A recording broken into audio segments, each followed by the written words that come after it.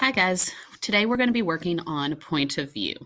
We are going to be looking at first person point of view and third person point of view. I want you to think about it like a camera. When you read a story, it's like looking through that viewfinder to determine who is telling the story. So today on point of view, we're going to be talking about first person point of view and third person point of view. Sorry guys. On first person point of view, it's the character telling the story. It's someone in the story that's telling it, and you're telling it from his point of view, using words like I, me, we.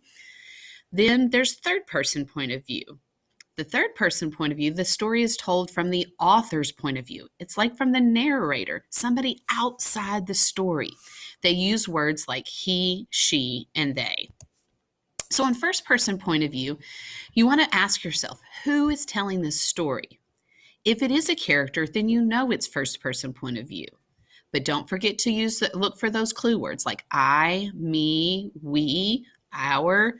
That lets us know that it's first person point of view. Think of books like Judy Moody and Diary of a Wimpy Kid. Those are both told by that character, and we know what he or she is thinking.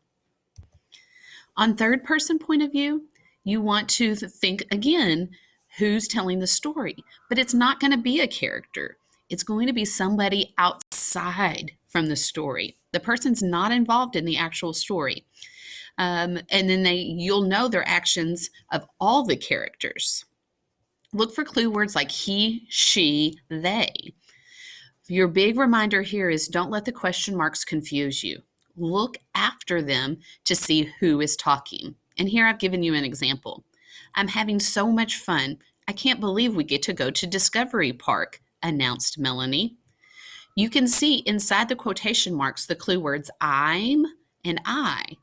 But don't look there for clue words. Look afterwards for who's talking, announced Melanie. She's not in the story, so I know now that it's third person point of view. So once again, look just outside the quotation marks. Okay, guys, now it's your turn. Let's practice.